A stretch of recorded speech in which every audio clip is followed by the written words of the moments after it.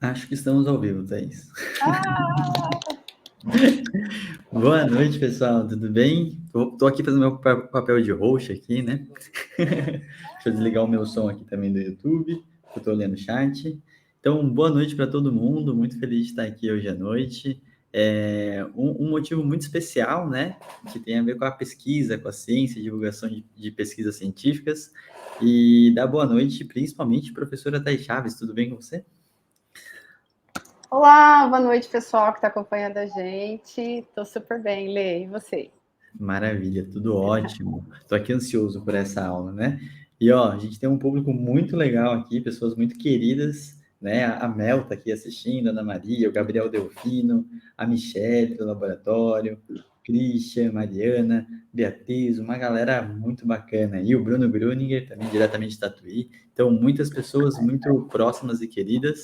Então, a gente vai discutir hoje alguma coisa muito especial que faz parte de um projeto de pesquisa do laboratório da professora Thaís Chaves. Então, para mim é uma grande honra estar aqui participando e ajudando nessa pesquisa, né? Para a gente entender, tentar entender o que as pessoas estão entendendo, né, Thaís? Então, o maior propósito dessa pesquisa é isso, é quase uma terapia cognitivo-funcional com os terapeutas. Então, a gente vai tentar realmente entender o cenário em relação a instrumentos de avaliação. Então, faz parte de um projeto de C da Georgia, que está aqui nos bastidores, né? Então, a gente está cedendo essa aula em troca de toda a questão do preenchimento do formulário e tudo mais. Então, para a gente é muito especial e muito importante que vocês ajudem a gente a divulgar também, né? Então, mais só do que está aqui com a gente, outra forma de colaborar que é muito importante é a divulgação do projeto. Thaís, se você quiser falar um pouquinho mais detalhado do projeto, da pesquisa, então, por favor, me fale até como que surgiu aí essa ideia, essa pesquisa. Vamos lá. Então, Lê, o pessoal que está assistindo, eu trabalho com questionários já há alguns anos. Há uns 5 anos, 4 anos mais ou menos, comecei a pensar num curso de instrumentos, né? Porque era nítido que eu percebia que os clínicos não utilizam os questionários, gente. A gente tem uma falsa impressão de que as pessoas conhecem e utilizam, porque a gente está muito ligado ao meio acadêmico, à pesquisa. Mas você vai no mundão afora aí, as pessoas não sabem utilizar os questionários, nem chegar aos scores dos questionários. E é por isso que essa live ela é muito básica mesmo. Ela é uma masterclass, porque acho que nunca fizeram uma live com essas características, mas ela é bem básica mesmo. Porque ao longo do processo eu fui percebendo que as pessoas não tinham noção de nem como chegar ao score dos instrumentos. E aí surgiu a ideia da gente entender, né, Georgia, que está aqui no bastidor, como os fisioterapeutas da área musculoesquelética especificamente estão usando os questionários. Só que a gente está com uma adesão baixíssima à pesquisa. É um formulário grande para preencher, é verdade, dá trabalho. Mas o que a gente tem sentido é que as pessoas, assim, como elas desconhecem os questionários, elas não estão nem sensibilizadas para aderir à pesquisa. Então, a ideia dessa live era isso, assim, né? Levar um pouquinho dessa informação do que é esses questionários que a gente está falando, de uma forma bem básica. Não vamos falar de propriedade de medida, fiquem tranquilos aí. Não é propriedade de medida, vou falar de questionário, como uso o questionário, como tomar decisão com o questionário. O projeto da Geórgia é uma bolsa FAPESP de iniciação científica. A gente prometeu para a FAPESP 3 mil fisioterapeutas respondendo o formulário. Nem conto para vocês quantos a gente tem até agora. Mas a gente vai continuar com esse projeto mesmo no encerramento da bolsa dela, até a gente conseguir um número que a gente entenda que seja representativo da população de físios brasileiros. Vai demorar um pouquinho. E a ideia é ajudar os clínicos a usar os instrumentos, Lê. Essa pesquisa... Pode falar. Não, eu ia falar com certeza. Acho que a questão da prática clínica, né? Por mais que a gente esteja falando de questões básicas, eu acho que, assim, realmente é sintetizar e simplificar para a gente colocar em prática e realmente interpretar melhor os resultados, que eu acho que nem sempre isso se torna tão básico, né? Então, nessas horas, é realmente a gente discutir, tem a ver com a reflexão do caso que a gente está trazendo, para conseguir elaborar estratégias e intervenções que mudem a prática clínica do clínico. Então, isso é uma das coisas importantes aí que a gente também traz com isso, né? Essa questão da implementação de ciência para a prática, né? E aí, Lê, no final do formulário tem perguntas assim: por que eu não uso questionário? Né? Que são as barreiras para a utilização E por que eu acho que é importante usar? Então, a gente vai tentar, através dessas respostas, ajudar os clínicos a utilizar mesmo. Então, por Perfeito. favor, participem, gente. As pessoas que estão aqui, elas já participaram, né, Thaís? Mas estimulem outras pessoas. Olha que legal, o Moziara hoje está aqui também, grande honra. Muito bom. Thaís, vamos ao que interessa, as pessoas querem ver ação. Então vamos começar aí, que eu acho que vai ser bem bacana essas discussões aí. Então, gente, por mais que eu estou aqui fazendo papel de clínico, host aqui, por favor, o comentário de vocês em relação às intervenções, às discussões, ela é mais do que bem-vinda, né? Como sempre falo, tem slides de pano de fundo, mas o principal é a discussão, a conversa e a gente conseguir elaborar, né? Então, Thaís, manda bala, uma boa aula para nós. Bora. G, acho que você já pode projetar minha tela. Está projetado já? Já tá? Então, Já. posso começar, G? Pode, por favor. Então, vamos lá. Gente, acho que todo mundo me conhece, né? Eu sou vinculada hoje ao Departamento de Fisioterapia da UFSCar e eu coordeno um laboratório de pesquisa e uma das temáticas desse laboratório é a validação, o estudo das propriedades de medida de questionário e também a ideia de que as pessoas, né, de incentivar os clínicos a utilizar os questionários, tá? Qual que é a meta dessa masterclass, gente? Como interpretar os scores dos questionários, a gente vai ficar bastante nisso. Depois, qual é a lógica dos scores dos questionários? É sempre assim? Quanto maior o score, pior a incapacidade? Vocês vão ver que não é bem assim, tá? O que é mínima mudança importante? A gente vai começar, na verdade, por esse tópico, tá? E 4, como tomar decisão baseado nos scores dos questionários. Como tomar decisão clínica. Questionário não é só para dar um score para a gente, ele pode orientar a gente na tomada de decisão. Lê, esse slide é novo, eu não tinha colocado na apresentação que eu te mandei. Não tem problema, a gente trabalha com improviso aqui, Thaís. Vamos lá. O que é mínima mudança importante? Gente, isso é uma super, super, super, super mega simplificação do termo, tá?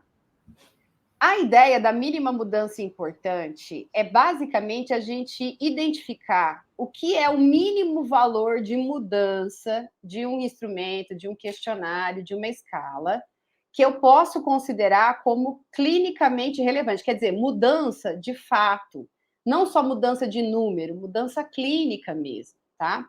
Não vou entrar em detalhes em como estatisticamente a gente chega a esses valores, não é esse o objetivo, tá? A ideia é que vocês entendam o conceito de mínima mudança para poder aplicar nos questionários que daqui a pouquinho a gente vai destrinchar. Então, pensando na escala que é o Oswestry Disability Index, é o índice de incapacidade de Oswestry, que é o índice para dor cervical, para dor lombar, tá? Quanto maior a pontuação desse questionário, maior a incapacidade. A gente vai ver que nem bem é incapacidade, é impacto da dor lombar na vida da pessoa, tá? Daqui a pouquinho a gente vai conversar sobre isso. Então, vamos lá. Pré-tratamento, o paciente chegou e ele tinha uma pontuação no questionário, no ODI, de 80 pontos de incapacidade, de 0 a 100, tá? Bastante incapacidade, certo, gente? Maior pontuação, pior incapacidade. Depois de um mês de tratamento, seu tratamento foi efetivo, gente. Olha o que aconteceu. A pontuação do ODI reduziu, certo, gente? Foi para 50, era 80, foi para 50, certo, pessoas? Esse paciente melhorou? Não sei. Como que eu vou saber se esse paciente melhorou? Vamos lá. Eu vou fazer a diferença pós-tratamento do valor do ODI menos pré-tratamento, tá? Então, ODI pós-tratamento, que é quanto, gente? 50. Menos ODI pré-tratamento, que é 80. Quanto deu, gente? Redução de 30 pontos. É bastante, né? Certo? Isso significa que a mudança é clinicamente relevante? Como é que eu sei? Eu preciso ter um valor de referência que eu busco aonde? Na literatura, de mínima mudança importante. Existe uma referência que fala que a MIC, a mínima mudança importante do ODI, é 10 pontos, certo? Então, a diferença pós menos pré-tratamento tem que ser de pelo menos quanto? 10 pontos. Quanto foi no caso desse paciente? 30. Então, ele melhorou e é clinicamente relevante essa melhora? Sim. Por quê? Porque a mudança pós-tratamento menos pré-tratamento é maior do que quem, gente? Do que o valor que está na literatura de mínima mudança importante. Tudo bem, gente? Então, se o paciente não melhorar acima do valor, né, a diferença pós-tratamento menos pré-tratamento não for maior do que a MIC, essa mudança não é clinicamente relevante, pessoas. Estão comigo, Lê? Você está comigo? Ficou claro? Quer fazer algum comentário? Não, estou tranquilo. É interessante que eu acho que as pessoas, até para entender, né, o quanto que uma mudança pode fazer ou não diferença, né, porque os números sem referência, eles sempre são, né, são números. Né? Então, é igual quando a gente escreve pesquisa, né, foi maior, maior quanto, menor, menor quanto, né? E eu acho que isso é muito interessante, pegar esses valores e a gente conseguir realmente transferir, até porque, para a fala do paciente, né? Então, assim, começar a conflitar esse valor com a percepção do paciente, com também a percepção do clínico, né? Entender se tudo está casando, se está fazendo sentido, e depois, obviamente, você vai mostrar melhor cada item, que são coisas legais para serem exploradas aí dentro do questionário, né? Lê, é muito importante. Essa MIC está na literatura. Esse valor de mínima mudança é importante, está na literatura. Ele é específico para cada questionário. E mais, se o questionário ele pode ser usado para diferentes populações, ele vai ser diferente para diferentes populações, gente. Então não tem jeito. Fazer prática baseada em evidência é o tempo todo ir lá na literatura buscar informação. E esses valores vão mudando ao longo do tempo? Vão mudando ao longo do tempo, porque as pesquisas vão melhorando também, tá? Então, é isso. Esse valor de 10 pontos, por exemplo, do ODI é algo que já caiu, tá?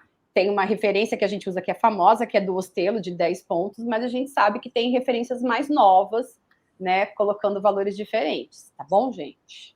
Certo? Perfeito.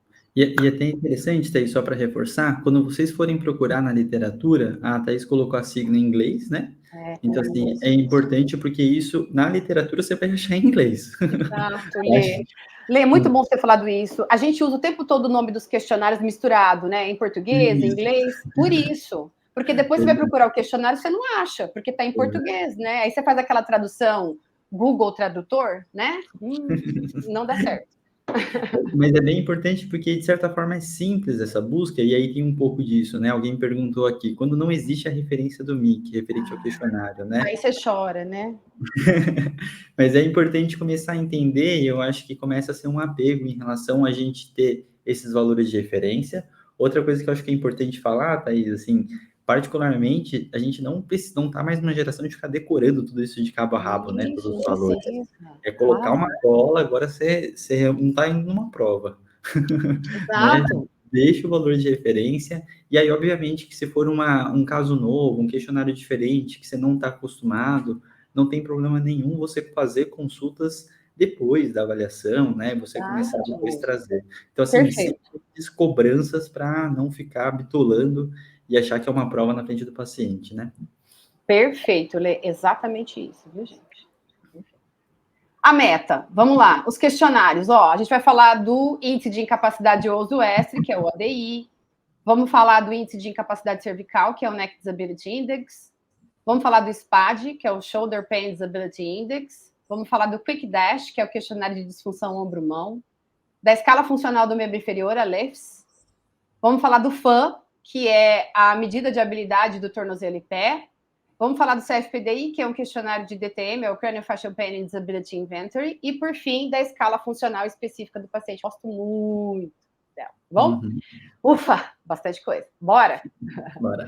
E aí a gente vai tentar responder aquelas perguntinhas. Como interpreta, né? Quando eu utilizo, qual a MIC, tá bom? Então vamos lá. Ó, bem simples, gente. Esse é o Índice de Incapacidade de Uso ESTRE ou Uso ESTRE Disability Index, o ODI. Acabei de falar dele aqui para vocês, tá, gente? Quantos itens tem esse instrumento? 10, gente, tá? E aí ele tem afirmações, tá vendo? Ó, que vão de 0 de pontuação aqui, ó, até 5. Então, se o indivíduo ele escolhe uma afirmação que diz que ele tem bastante dificuldade de realizar o item, ele vai pontuar mais no questionário. Então, a lógica desse questionário é: quanto maior o score final, pior o quê? a incapacidade, a gente vai ver que não é bem assim, tá? Esse questionário, você tem que perguntar para o paciente sobre esses itens em relação ao dia de hoje. Isso é a parte ruim do uso extra, tá? Não sei se vocês já viveram isso. Eu já vivi isso 200 bilhões de vezes. O paciente marca com você 20 dias atrás, quando ele chega na consulta, ele está bem. A dor dele não está exacerbada. E aí, naquele dia, você pergunta assim, como é que tá levantar o objeto? Hoje tá bom, entendeu?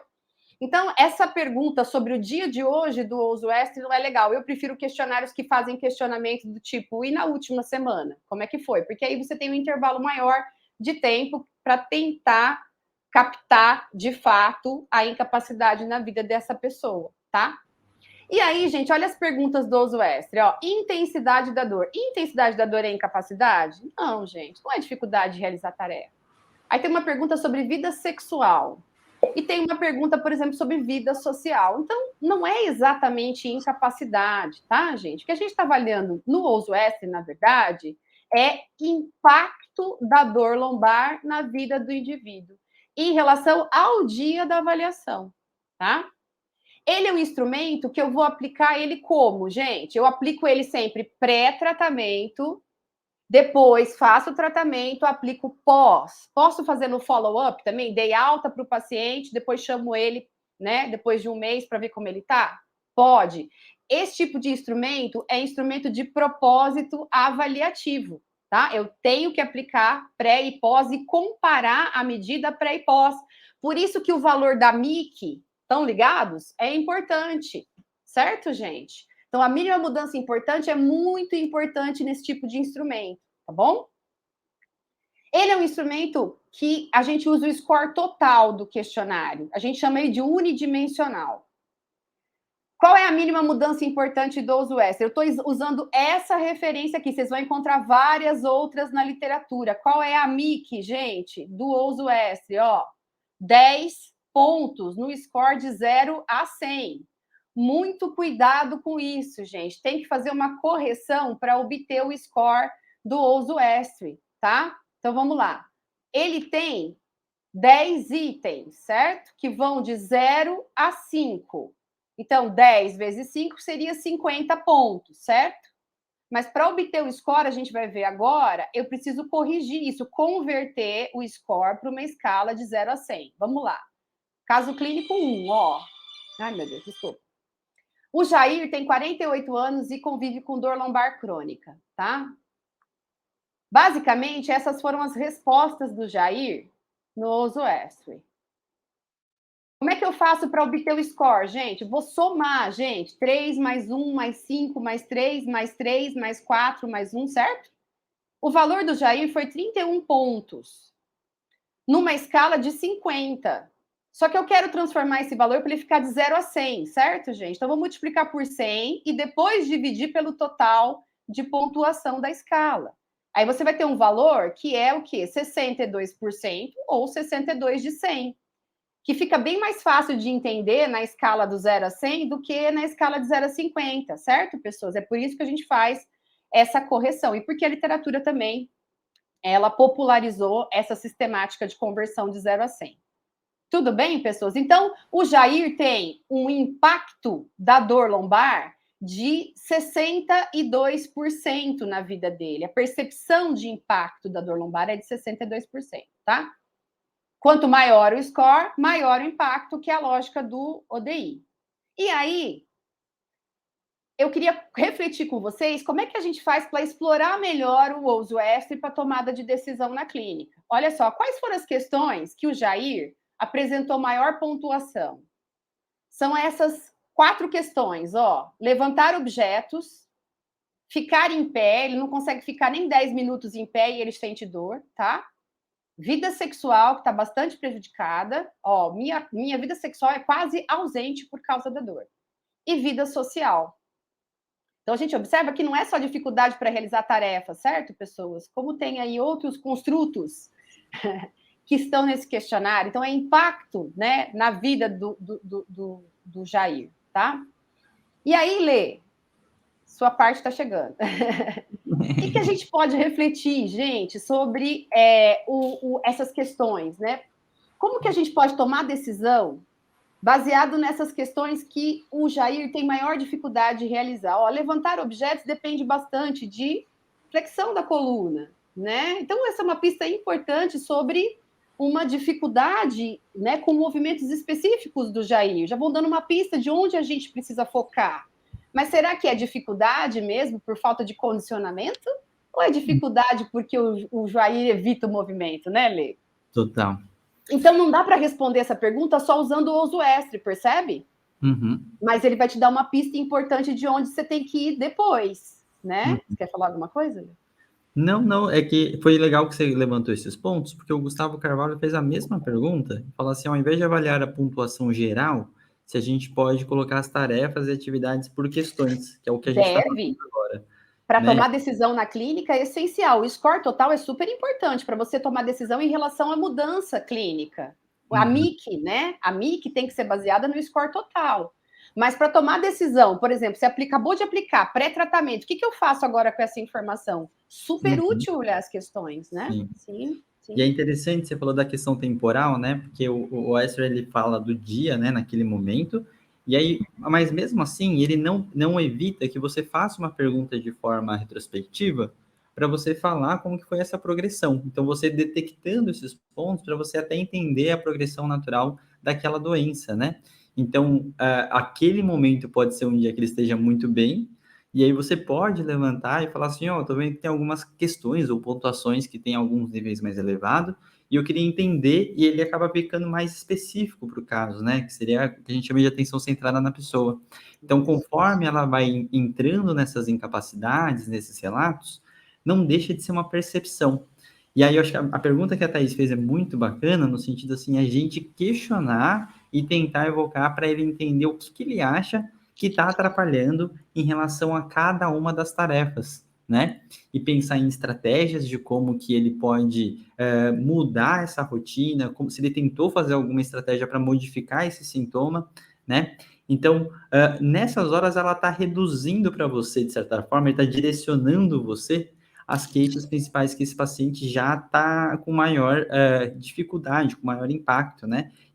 Essa palavra impacto ela é muito boa, né? Para entender assim, o que essa queixa está gerando de impacto nas atividades diárias, né? Então, eu acho que é o ponto-chave, né? Da gente entender e na hora da gente questionar também, falar assim, qual que é o impacto dessa dor nessa atividade? Porque senão a pessoa vai fazendo, às vezes, de uma forma muito geral, né? E aí, explorar isso um pouquinho mais acaba sendo interessante, tá? Deixa eu só aproveitar aqui, Thaís, só te cortando, porque o Gabriel fez uma pergunta legal, né? Ele falou assim, ó, um comentário, na real. Ele falou assim, gosto muito de ver a reação dos pacientes ao se identificarem com as alternativas. Isso ajuda a desenvolver a conversa. Então, um beijo, Gabriel. Verdade, perfeito, Gabriel. E a gente pode pegar, inclusive, aproveitar ganchos, né, das respostas para, de repente, entender melhor, né? Mas especificamente na vida sexual, né? Eu sei que é uma conversa, às vezes, até constrangedora, mas necessária, gente. O paciente diz para você que ele tem dificuldade na vida sexual, você vai ignorar esse fato? Não dá, né? E às vezes é uma questão, por exemplo, de movimento lombopélvico que está muito restrito, né? E paciente com dor lombar, isso é muito comum, somente homem, né? Então, por exemplo, talvez um gancho interessante seja trabalhar com ele movimentação lombopélvica, aumentar a mobilidade lombopélvica, porque isso talvez ele esteja muito rígido por medo de sentir dor, né? Então, é um gancho super interessante esse, né? E sabe que também já aconteceu comigo, Gabriel, de você fazer uma pergunta e a pessoa falar assim, nossa, não é que isso realmente está prejudicado na minha vida e eu só agora você me perguntando que eu tomei consciência, né, de que eu não consigo fazer isso por conta disso, né? Então, vida sexual é uma coisa comum, inclusive, né? Eu falo que é a variável oculta, né? Exato. É a variável que muitas vezes o paciente vai chegar nessa dor, né? Nesse momento, mas poucos vão chegar expressando que a dificuldade é nessa situação, né? Então, até criar uma certa intimidade com o paciente e você conseguir chegar nessa questão, até pelo perfil, às vezes, do terapeuta, né? Tem pessoas que são mais tímidas, tem gente que menos, né? Então, assim, conseguir chegar nesses assuntos é sempre um tabu. É verdade, vida sexual é. E aí vamos para o segundo questionário, pessoas? O índice de incapacidade cervical? A Mel antes? Ah, claro. Fala, Mel. A Mel perguntou aqui, ó, professora, quando que a gente escolhe entre o ODI e o Orebro, né? Então ela colocou outro questionário em jogo, né? Ah. E aí, por favor, Thaís, você pergunta, responde, depois eu complemento. Mel, o Orebro é um questionário que ele não é de incapacidade, ele é de prognóstico, tá? Uhum. Eu não sei se quando você fez o curso eu já colocava ele no curso, Mel, mas agora ele está no curso. E para quem que é o Orebro? Tem outras pesquisas aí mostrando que dá para utilizar na dor crônica, mas a minha visão é que o Orebro é um questionário para pacientes que não cronificaram ainda. É aquele paciente que tem dor lombar aguda. Sim. Tem gente fazendo pesquisa, vou repetir de novo, usando os scores do Orebro para tentar identificar qual é a chance do paciente que está crônico continuar crônico, tá, gente? Mas ele foi desenvolvido para prognóstico. O paciente está agudo, eu quero saber qual é a chance dele cronificar, entendeu, Mel? Então, assim, você está com um paciente com dor lombar aguda, super legal aplicar ele para entender quais são os aspectos ali, quais são as perguntas, né? Que podem te indicar o que está pesando mais naquele quadro e que aumenta a chance do paciente ficar crônico para dor lombar, entendeu? Então, você pode usar os dois tranquilamente, né? Entendeu? E é só para complementar, Thaís, eu acho que assim, se a gente for fazer algum comparativo do Orebro, acho que o Startback tem um comparativo mais similar, né, do que o ODI, porque aí no caso a gente realmente está falando de duas ferramentas de prognóstico, mas aí é uma outra discussão, né? Isso, Mas...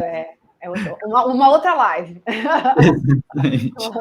Mas muito boa sua pergunta, viu, Mel? É isso, você tem que usar os dois. Se o paciente é agudo, utiliza o ADI para verificar impacto geral na vida da pessoa, percebido, né? E o Orebro para identificar, quais são os aspectos aqui que estão indicando que esse paciente vai cronificar para dor lombar, entendeu? E aí vamos para o Neck Disability Index. Esse é irmão. Se vocês olharem para ele, vocês vão perceber que ele é parecido com o ODI, né? Ele é primo do ODI, tá? Foi copiado em relação ao ODI. Mesmo esquema de score de pontuação, ó. Quanto mais difícil a tarefa, pior o score, maior o score, né? E maior o impacto também, porque o ODI também avalia a intensidade da dor. Num questionário de cervical também avalia dor de cabeça, né? Avalia dormir, né? Trabalho, né? Trabalho também seria uma atividade, né? Diversão também, que é a questão de lazer, tá bom, gente? Então, ele também é um questionário que avalia não só a incapacidade, é errado dizer que é o NEC Disability Index, é impacto que ele está avaliando, tá bom, gente?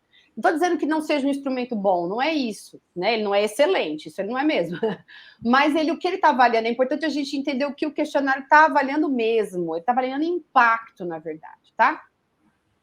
E aí a mesma lógica, quanto maior o score, maior o impacto, né, da dor cervical na vida do paciente, tá bom?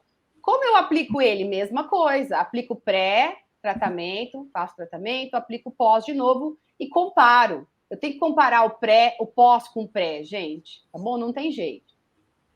Ela também é uma escala unidimensional, então a gente chama ele de. A gente usa o score total também para tomar decisões, né, clínicas. E a mínima mudança importante tem um monte de papers na literatura. Eu considero 19 pontos aqui. Eu sempre considero a pior pontuação, tá? Então, o paciente tem que mudar 20 pontos na escala de 0 a 100 pré-tratamento para eu considerar a mudança clinicamente relevante. Então, ele tem que sair de 80, pelo menos, e ir para 60. Cair 20 pontos. Tudo bem, pessoas? Estão comigo? Eu voltei, perdão, Thaís. Cortou? Não, eu tinha caído com a internet. Tinha caído, voltou. Tá bom. Aí, gente, vamos falar da Célia? A Célia, ela tem 36 anos e tem dor cervical crônica, tá? Então, vamos ver quais foram os resultados da Célia. Como ela pontuou o questionário, tá? Ela foi escolhendo essas opções de resposta. A gente vai ver que o caso da Célia é bem interessante. E o total de pontuação dela foi 27 pontos. Mesma coisa que a gente fez para o ODI. Multiplica por 100 para ficar com uma escala convertida 0 a 100. divide por 50, que é o máximo de pontuação do ODI, tá bom? Qual é o impacto da dor cervical na vida da Célia? É de 54% ou 54 pontos, tá bom, gente? Certo? Bom, vamos supor que a Célia, ela não está alfabetizada, ela não foi alfabetizada, tá bom, gente? Então, a questão de leitura, ó, e agora, Thaís, não se aplica a Célia. O que a gente faz, pessoas, nesse caso? Cada questão não vai no máximo 5 pontos, pessoas. Eu vou lá e subtraio 50 menos 5 do score total aqui que está no denominador. Então, vai ficar assim, ó. 27 multiplica 100, divide por 45, porque eu sumi com uma questão do questionário que não se aplica à minha paciente, certo? E aí, qual é agora a percepção, né, de impacto da Célia? De 60%. Tudo bem, pessoas? E aí, isso vale para qualquer questionário, tá bom? A gente que tenha, né, esse tipo de fórmula para chegar ao score, porque tem questionário que você usa o valor inteiro, né? Você não usa o valor com fórmula, você não divide pelo total do score. A gente vai ver que o LEFS, por exemplo, não precisa dividir. E aí, gente, o que é minha recomendação para vocês? Quando for escrever relatório de paciente, encaminhamento de paciente, quando for evoluir no prontuário, precisa colocar o valor de máximo e mínimo do questionário que você está considerando, gente. Ninguém é obrigado a saber esses valores de cabeça, né, Lê? Sim, exatamente. Então, se você usou 45, né? Se você tirou uma questão do questionário, você tem que dizer, olha, eu tirei uma questão do questionário, então eu considerei a pontuação máxima de 45, depois eu multipliquei por 100 o valor para ficar no 0 a 100. Tá? Perfeito. Pode falar, né? Não, eu ia falar que até tomar um cuidado, né? Porque como a gente tem a questão da adaptação transcultural, muitas vezes a gente vai ter algumas referências que estão em outra língua e tudo, tem às vezes algumas pequenas modificações até de pontuação, né? No geral, mas é importante entender que sempre tem na adaptação, pode ter alguma, né? Por exemplo, uma das referências que eu sempre vou constar alguma coisa é o Physiopedia, por exemplo, mas ele sempre vai fazer pela versão em outra língua, né? Então, são detalhes importantes. E aí, gente, a mesma lógica do ODI, maior score, pior, maior o impacto na vida da pessoa, né? E vamos ver quais são as questões que a Célia pontuou com maiores scores. Ó, intensidade da dor dela é número 4, levantar objetos, dores de cabeça, dirigir e diversão, né? Então, isso está dando umas pistas super interessantes sobre o quadro da Célia, né? E uma delas, para mim, que é bem interessante, é a dor de cabeça. Está me sugerindo que essa paciente ela tem comorbidades, né? Então, será que essa intensidade de dor aqui, ela não está tão elevada porque, de repente, a comorbidade está fazendo com que essa paciente fique sensibilizada, né? Né? Essa é uma coisa interessante. Levantar objetos, né? Pode estar sugerindo aí que essa paciente tem uma dificuldade, né, que não envolve talvez só a cervical, né? Mas também pode estar relacionado com o ombro, né? Pode ser que existam outras condições associadas aí, gente, tá? Dirigir é interessante a gente investigar por que a paciente tem dificuldade de dirigir. Porque pode ser simplesmente ficar em contração estática durante muito tempo. Pode ser que ela tenha problemas com rotação. E pode ser que essa paciente ela esteja simplesmente fadigada. Eu tinha um paciente com dor cervical que ele trabalhava em pizzaria a madrugada inteira. E durante o dia ele trabalhava com silcagem. Ele estava sempre muito cansado, gente, né? Então, assim, é interessante a gente investigar qual é a causa, né, especificamente. E é como o Gabriel falou. Às vezes, ao fazer a pergunta, vão surgindo outros dados interessantes que seria interessante a gente tentar investigar mais, né? Na clínica, a gente pode fazer isso. A gente não precisa ser o robozinho da pesquisa que não pode sair, né? Nenhuma linha ali das perguntas que estão descritas no questionário. Na clínica, você pode tentar trazer mais informações, tá? E a questão da diversão, né, gente? Ela não está conseguindo se divertir. Por que ela não está conseguindo se divertir? É a dor que incomoda? Ou é social o problema? As pessoas se incomodam de eu referir, de eu comentar sobre a minha dor, e isso me incomoda, isso me faz mal, as pessoas não acreditam na minha dor. E aí eu já tentaria usar uma outra escala de avaliação de apoio social nessa paciente, dependendo do que ela me falasse nessa resposta, e eu já tentaria investigar a cinesiofobia, que para mim é crenças de dor, né? Então eu já ficaria ali tentando, mesmo aqui levantar objetos, né? É uma crença de que eu não posso levantar objetos porque eu tenho uma hérnia na cervical, ou realmente é uma questão de condicionamento, né? De musculatura, de um trabalho aí de fortalecimento que seria necessário, enfim. Quer falar alguma coisa, Bê? Eu só levantando, por exemplo, o caso da Célia eu acho bem interessante, eu acho que é uma forma de que a gente está falando, né? Fazer observações específicas de cada item, ao mesmo tempo que perguntar, por exemplo, a interação entre eles. Quer dizer que quando você tem essa dificuldade, alguma coisa relacionada a uma funcionalidade da intensidade da dor e o levantar objetos, elas estão sempre relacionadas, né? A questão da dor de cabeça com a diversão. Então, assim, essa interação entre o que está mais chamativo, eu acho que é muito válido explorar, porque aí você começa a fazer uma certa, o literal multidimensionalidade, multifatorialidade, que começa essa interação entre os fatores, né? Então, nessa hora, entender se elas se correlacionam ou não, porque vamos pensar, né? A direção é uma situação com baixa atividade, né? Demanda física. É contração baixinha, né? Nível de contração baixo, estático, né? Exato.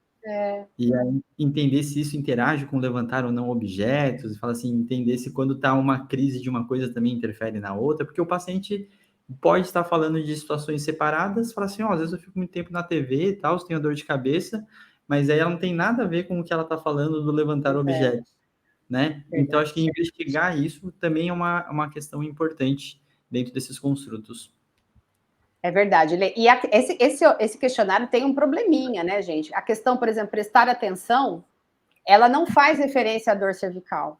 Uhum. Então, é importante lembrar o paciente, tá vendo aqui, ó? Prestar atenção. Eu consigo prestar atenção quando eu quero, sem dificuldade. Independente da dor cervical. Precisava ter isso aqui, entendeu?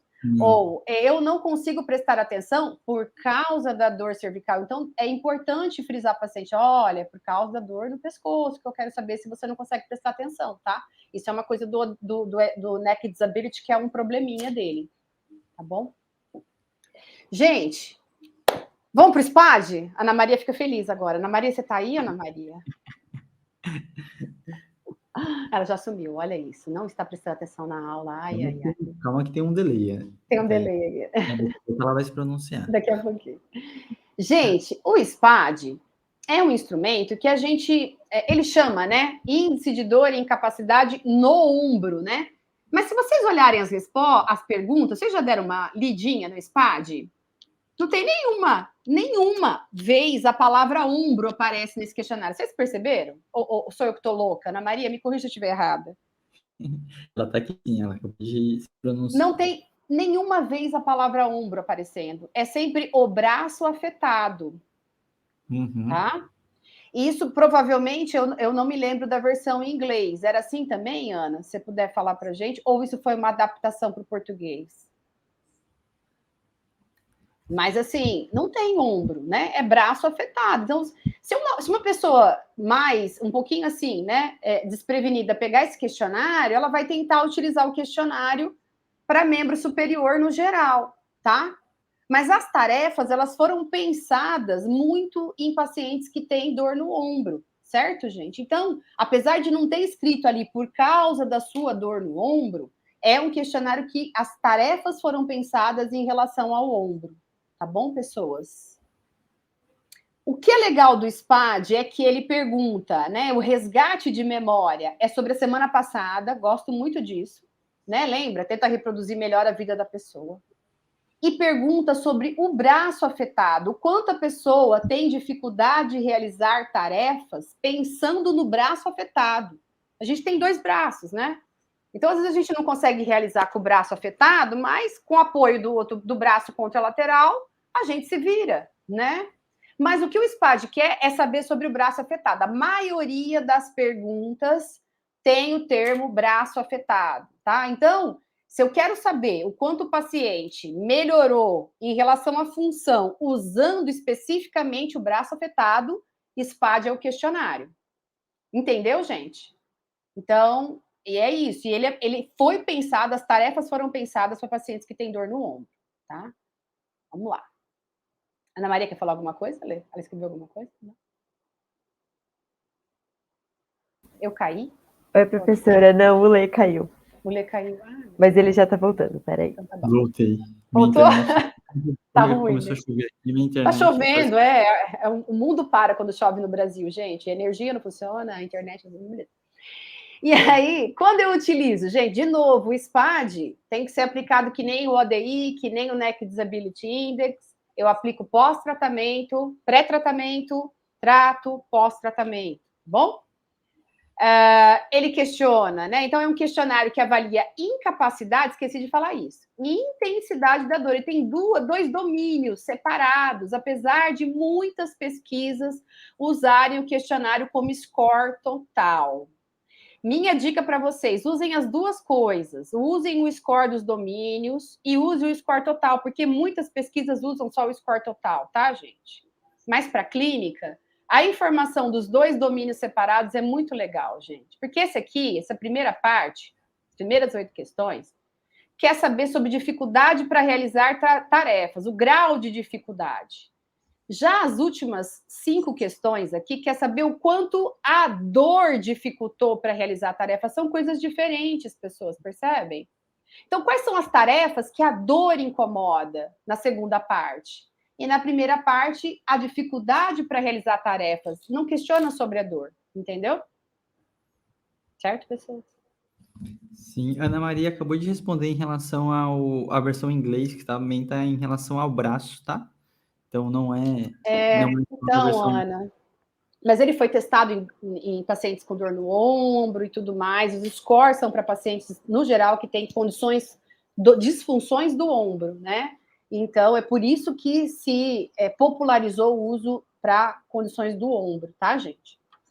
Bom, quanto maior o score, pior a incapacidade, pior o impacto da dor para realizar atividades, tá? Como eu obtenho o score? Ó, então, vocês podem usar o score dos domínios separadinhos ou o score total. Como faz isso, Thaís?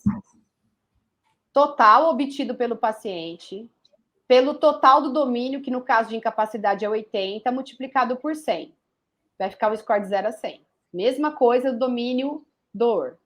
Total obtido pelo paciente, dividido por 50, multiplica por 100. E para o total do questionário, eu vou dividir por 130, que é a pontuação, 80 mais 50. Tá bom, gente? E por que eu aconselho usar o score total também? Porque a literatura, por exemplo, mínima mudança importante, a gente tem para o score total, que é 13 pontos. Então, o paciente tem que mudar pelo menos 14 pontos pós-tratamento. Então, diminuir 14 pontos, né, no valor pós-tratamento, para que essa mudança seja clinicamente relevante, tá bom? Essa é a Carla, ó, ela tem 38 anos e convive com uma dor no ombro devido a uma tendinopatia do supra, dizem para ela que é, né? Há 1 ano, certo, pessoas? Então vamos lá ver quais foram os resultados da aplicação do SPAD nessa paciente?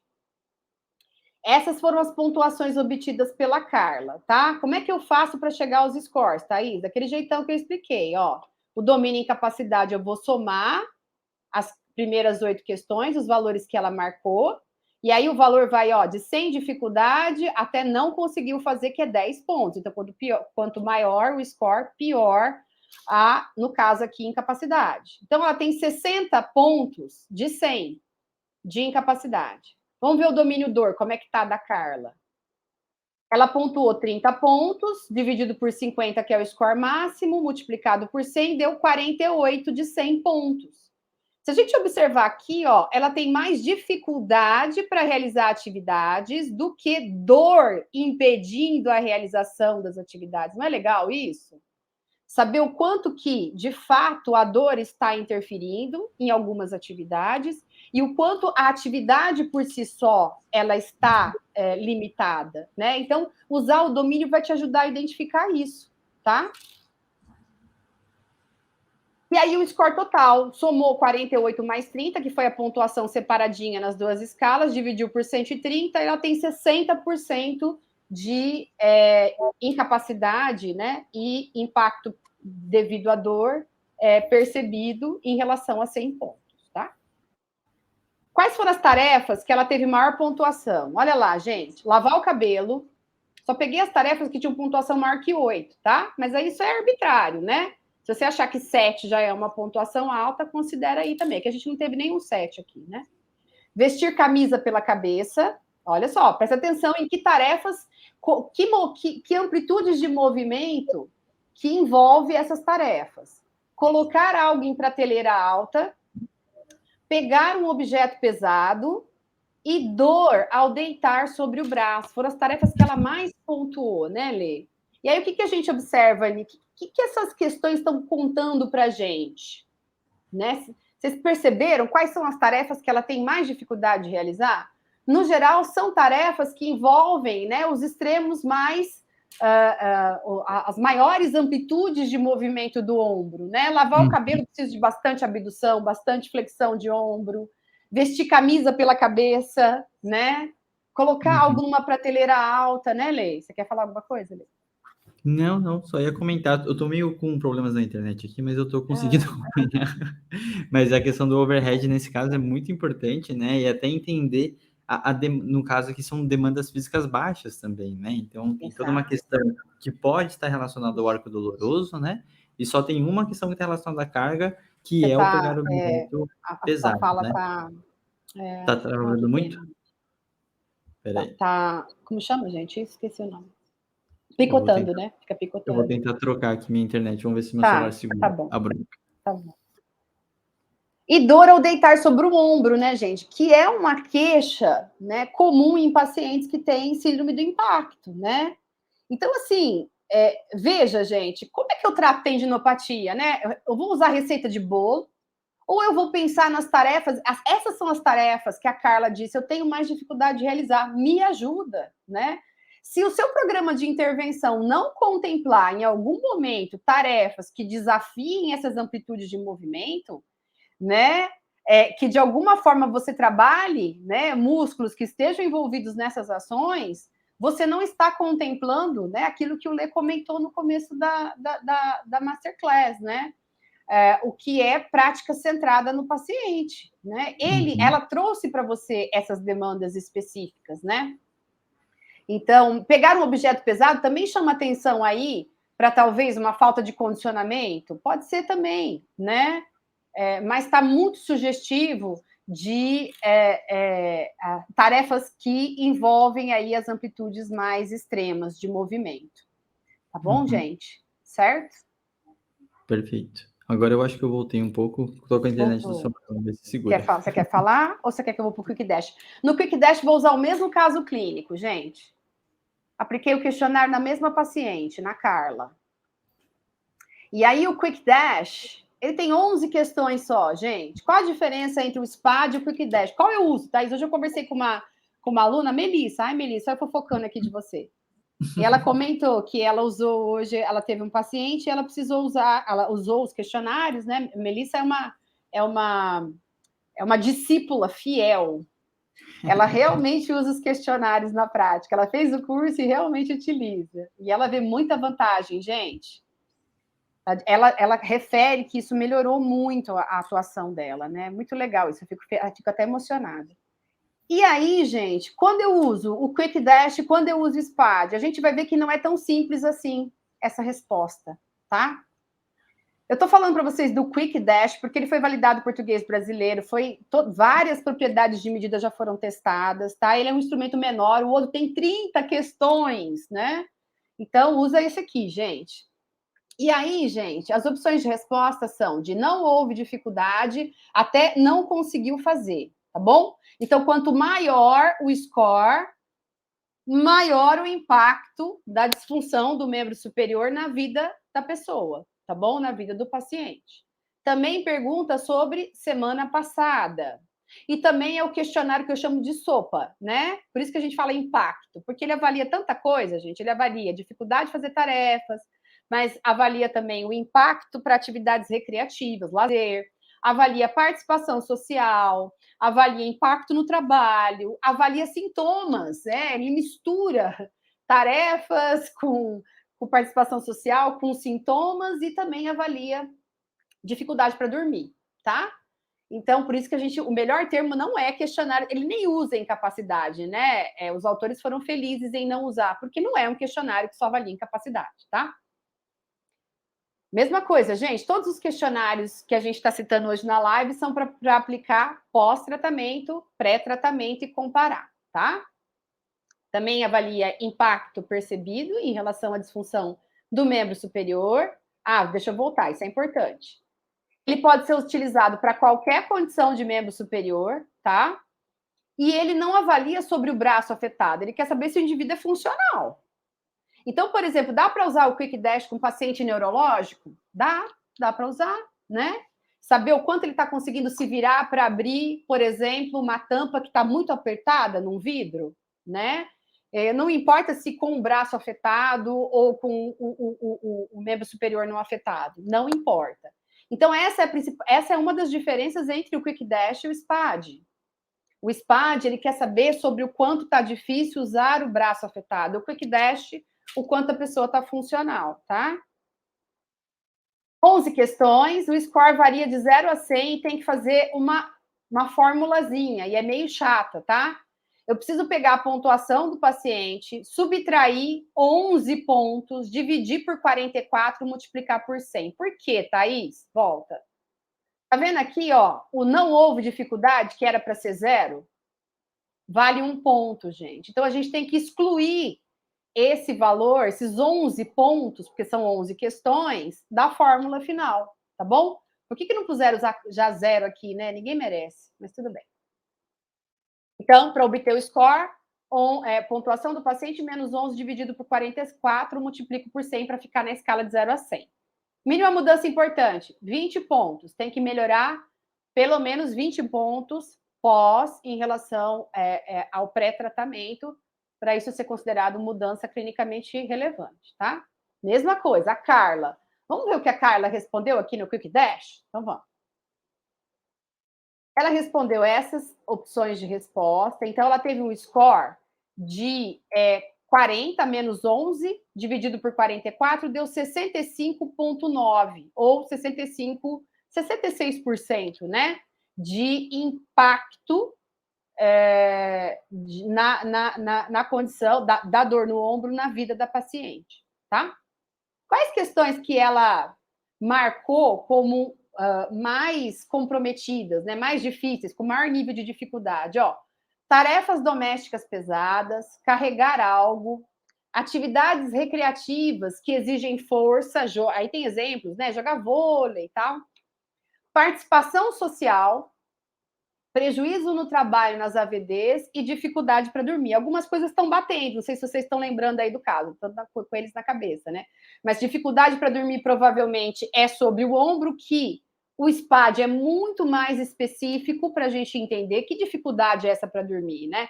É por causa da dor ou é quando eu faço, né, coloco o peso, né, sobre o ombro, né? Carregar algo também tem no SPAD, ela já tinha falado, fazer tarefas domésticas pesadas tem no SPAD também. Vamos ver um comparativo, ó, SPAD vezes DASH, no caso da Carla. Pegar objeto pesado, carregar algo, parece que, né, tá batendo. Os dois questionários trouxeram essa informação. Lavar cabelo, vestir camisa pela cabeça, prejuízo na AVD, né?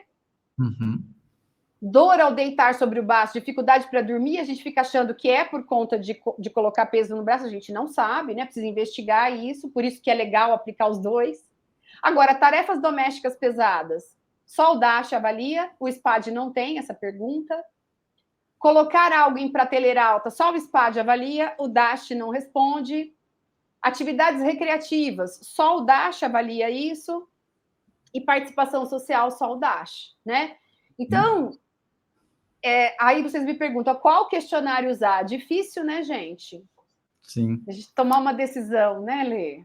Eu acho interessante porque o Dash acaba conseguiu detectar algumas coisas que estão além do overhead, né? Então, o nosso diagnóstico pelo SPAD estava exclusivamente de problemas de overhead e a gente estava talvez vendo a força, né? Aqui a gente já começou a entender que a força realmente parece que tem alguma coisa importante, né? Até atividades recreativas que exigem forças, tarefas domésticas pesadas, né? Isso não necessariamente é overhead. Então, isso são coisas interessantes que a gente pode estar vendo pelo Dash. Eu nunca apliquei no mesmo paciente 2 questionários iguais. Então, É minha cara fazer isso, inclusive. E aí a participação social é outra coisa que, nesse caso, também é de novo de vincular, né? Será que a participação social que ela está falando tem a ver com a questão do ombro, né? Porque dependendo da forma que pergunta, né? Que o paciente interpreta na real, acaba às vezes não tendo diretamente, né? E eu não lembro como é que tá a parte social do Quick Dash. Não fala por causa do problema no ombro, Lê, Ah, na semana. Mas é importante entender se é a dor, né? Se é porque eu não consigo realizar tarefas que são importantes na minha participação social, se é porque as pessoas se incomodam com os meus desabafos sobre minha dor, né? Então, investigar qual é a causa é importante, sim. O que está por trás dessa participação social, né? Faz todo sentido para mim também, Lê. Perfeito. Gente, é isso. Vocês já perceberam que ombro não é muito minha praia, né? Ana Maria podia estar aqui agora. Aí, gente, vamos lá. Agora a gente vai falar do questionário de membro inferior, que é o LEFS. O LEFS é um questionário muito legal, porque ele serve para qualquer condição do membro inferior. Ele tem tarefas aí que cobrem dificuldades de tarefas que vão envolver várias articulações, tá? Então, dá para usar para quadril, dá para usar para pacientes que tenham condições de joelho e pacientes que tenham condições de pé e tornozelo. Cuidado! O LEFS é aquele questionário que engana a gente. Por quê? A lógica de score do LEFS é o contrário, pessoas. Quanto mais difícil a tarefa, menor o score. É por isso que ele chama Functional Scale, não é Disability. É porque a ideia é olhar o quão funcional o indivíduo é e não o nível de dificuldade que ele tem. Poderíamos discutir sobre isso várias horas, meus amigos. No curso eu discuto, tá? Porque eu não concordo muito com essa ideia, mas não é para essa live, tá, gente? Não quero criar mais confusão na cabeça de vocês. Mas só tomem cuidado com isso, tá? Então, quanto mais difícil, menor o score. Então, quanto maior o score no LEFS, mais funcional o indivíduo é. E eu posso falar em incapacidade e funcionalidade no LEFS, porque só tem tarefas que o indivíduo tem dificuldade para realizar. Eu gosto muito desse questionário. Ele tem um construto só, ele é fácil de entender e também tem esse olhar da funcionalidade, tá? Outra coisa, isso, o que não é legal no LEFS é, de novo, perguntar sobre hoje, o quanto o indivíduo está funcional hoje, tá? Então, as pessoas, elas tentam, né, se basear no dia de hoje, às vezes não é um dia legal para, né, se basear. Já falei do score, que é invertido. Também aplico ele pós e pré-tratamento. É uma escala que eu uso o score total, não tem domínios. A pontuação é de 0 a 80, não faço correção de score, somatório simples das questões. Eu acho que eu dividi por 100 nos próximos slides, dividi pelo score total e multipliquei por 100, só para a gente entender porcentagem, tá, gente, de impacto. Mas o score do LEFS, para a gente aplicar a mínima mudança importante, é score bruto, não faz formulazinha multiplicando por 100, dividindo pelo score total, tá? Lógica invertida, maior score, menor incapacidade, e que valor que eu reconheço como mínima mudança importante? 12 pontos. Tem que mudar, então, tem que aumentar 12 pontos pós-tratamento para eu entender que esse paciente realmente melhorou. Na verdade, tem que aumentar 13 pontos, né, gente? A mudança tem que ser maior do que a MIC, né? Ou exatamente na MIC, que é 12,5, tá? Aí, esse é o Jorge, gente. Ele tem osteoartrite no joelho esquerdo. É o esquerdo? É o esquerdo. Vamos ver o que ele respondeu do LEFS? Pessoa super bem orientada, né? Então, no LEFS, olha só, ele deu essas respostas. E aí, gente, observe que eu coloquei em vermelho. São os menores scores, tá, gente? Maior dificuldade. Qual é a funcionalidade do seu Jorge? Ele pontuou 31 pontos, se eu somar esses valores todos aqui, tá bom? Então, dividido por 80, deu 40% de funcionalidade. Não precisa fazer essa divisão, é só usar 38/80, que é 31 de 80 pontos. Só fiz isso só para ficar mais fácil para a gente entender, pessoas, tá bom? Quais as questões que o Jorge pontuou mais? Olha só, gente. Ficar agachado, flexão de joelho, realizar atividades pesadas, né, que exijam carregar peso, caminhar 2 quarteirões, caminhar 1 quilômetro, subir e descer degraus, ficar em pé 1 hora, contrações estáticas, né? Impacto ali mantido no joelho, subir e descer degraus, que tem a ver com movimentações do joelho, né? Correr em terreno plano, ele é incapaz ou é extremamente difícil de fazer. Correr em terreno acidentado, mudanças bruscas de direção, né? Provavelmente quando está em alguma atividade recreativa, né? E dar pulinhos, né? Que também envolve aí amplitudes de movimento do joelho, né? Então, nesse caso especificamente, está dando muitas pistas legais de como intervir com o seu Jorge. O seu Jorge está dizendo para você, né? Eu tenho dor quando eu descarrego peso no meu membro superior, né? Caminhar 1 quilômetro, ficar em pé 1 hora, isso me incomoda. E o que é mais difícil para eu fazer também não é que eu tenho dor, mentira. O que é difícil fazer, presta atenção, gente, cuidado com isso, tá? É o que é difícil fazer, não que ele tem dor, tá? E aí você pode até perguntar, mas é como o Lê comentou, mas e aí? Caminhar 1 quilômetro, por que o senhor não caminha 1 quilômetro? Porque dói, né? Ou é porque o senhor tem dificuldade? Ah, é porque eu tenho dificuldade, a minha perna fica mole, né? O paciente às vezes traz isso para a gente. Correr, por exemplo, né? O paciente ele tem sobrepeso, ele já não corria, né? Então, veja, não é necessariamente por conta da questão do joelho, né? Então, é importante a gente investigar esses aspectos, gente. Então, assim, ficar agachado. Nossa, agachamento é tão importante, né, gente? Vamos usar o banheiro sem fazer agachamento, né? Uhum. E aí tem gente que fala, não, você não pode mais fazer agachamento porque o senhor tem, como é que é, condromalácia no joelho. Ai, meu Deus do céu. Gente, pelo amor de Deus, bora fazer agachamento com esse paciente, né? Lê, você quer fazer algum comentário legal? Eu quero. O Leves é legal, assim, sua percepção, porque antes eu utilizava ela muito como coringa, né? Porque a gente tem várias patologias de membro inferior que a gente não necessariamente tem escalas específicas, né? E aí, para mim, o Leves era meu coringa. Eu falei assim, pô, se tu não tem outros questionários, eu vou usar o Leves, porque, né, ele tá do membro inferior como um todo. E realmente ele é uma coisa muito prática, e dependendo se você for implementar em algum serviço, né, falar assim, ó, tudo que for de quadril para baixo, coloca Leves que tá tudo certo, né?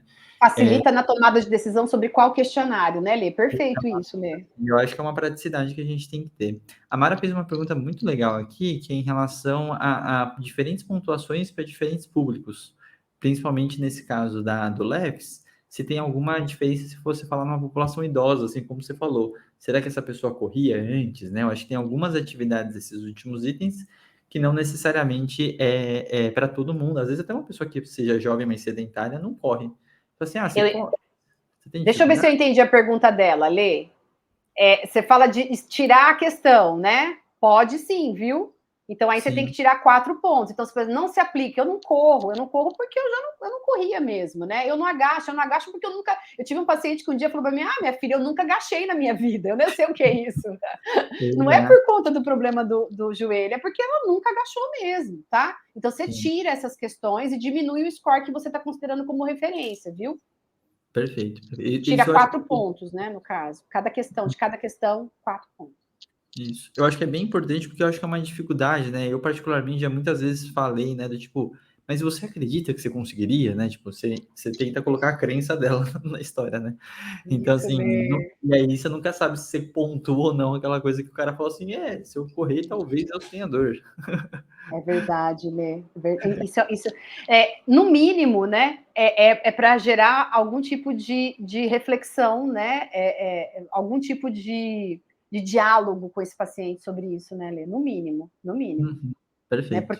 Por que você não está conseguindo fazer o agachamento e se, de alguma forma, e a gente encontra isso muito nos pacientes, né? Eles têm crenças de que eles não podem dar pulinhos. Eu não posso dar pulinho, eu tenho problema no joelho, né? Sim. Eu não posso agachar, eu tenho um joelho desgastado, né? Uhum. E o quanto isso, a longo prazo, foi gerando essa impossibilidade de conseguir fazer essa tarefa, né? Boa, Lê. Isso mesmo. Bora pro próximo? Bora. FAN, gente, o FAN é um questionário de tornozelo e pé, tá? O FAN e o FAL, gente, são muito bons, tá? Eu escolhi o FAN porque eu acho que teve um curso que eu ministrei e que a pessoa trabalhava com tornozelo e pé. E Carolina Lins, o nome dela, ela é ótima, gente. Sigam ela, façam o curso dela, ela é incrível. Super E gente boa.